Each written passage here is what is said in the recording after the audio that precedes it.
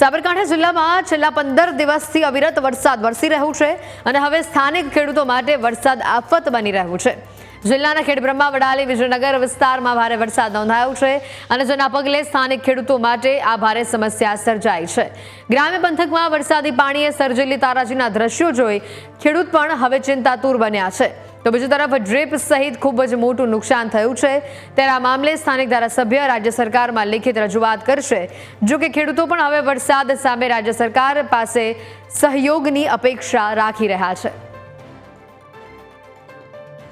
ની અંદર વડાલી, ખેડબ્રહ્મા સહિત તાલુકાની અંદર આજે લગભગ 15 દિવસથી સતત વરસાદ વરસી રહ્યો છે અને લગભગ 5 દિવસ પહેલાં તો એક રાતની અંદર 15 ઇંચ અને 7-7 ઇંચ વરસાદના કારણે આજે 15 વર્ષથી જે ખેતરોની અંદર ધોવાણ ન થયું હતું એ આજે આ 15 દિવસની અંદર ખેડૂતોને અંદર ખૂબ ધોવાણ થયું છે। જેવામાં પાકની અંદર શાકભાજીના માંડવા અને જે ડ્રીપ પદ્ધતિ હતી તેની નળીઓ પણ તણાઈને જતી રહી છે।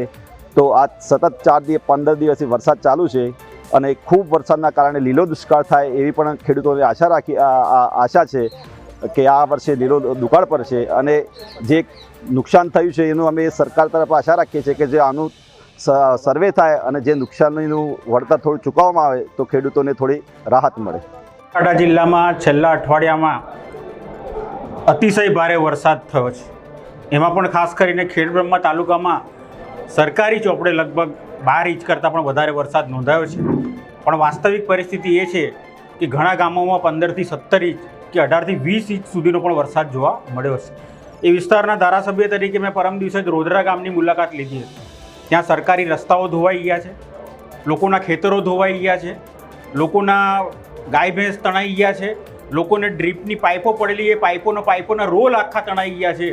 એ પ્રકારનું જે ઊભો પાક હતો, મગફળી એ લોકોએ વાવેલી હતી, બીજા કોઈ પાકો આવેલા હતા, એ પણ મૂળથી સાફ થઈ ગયા છે અને વ્યાપક પ્રમાણમાં નુકસાન થયું હોવા છતાં પણ સરકારમાં રજૂઆતો થઈ હોવા છતાં પણ તલાટીએ પણ જાણ કરી હોવા છતાં પણ હજી સુધી ડિઝાસ્ટર મેનેજમેન્ટ કે સરકાર દ્વારા કોઈપણ પ્રકારની કાર્યવાહી, કોઈ સર્વે કે આર્થિક મોજણી કે કશું જ કાર્યવાહી કરવામાં આવી નથી। આ સાલ એવું છે કે જે પહેલા તબક્કા વરસાદ વધુ પડી ગયો છે અને સાબરકાંઠા જિલ્લામાં ઈડર, ખેડબ્રહ્મા અને વડાલી તાલુકામાં વધારે પણ વરસાદ પડ્યો। 10 થી 12 ઇંચ વરસાદ પડી ગયો અને રાતોરાત વરસાદ પડવાથી ખેતરો ધોવાઈ ગયા, પાળા ધોવાઈ ગયા અને ખેડૂતો ખેતીની તૈયારીઓ કરી હતા। અમારા વિસ્તારમાં શાકભાજી થાય છે અને કપાસે થાય છે।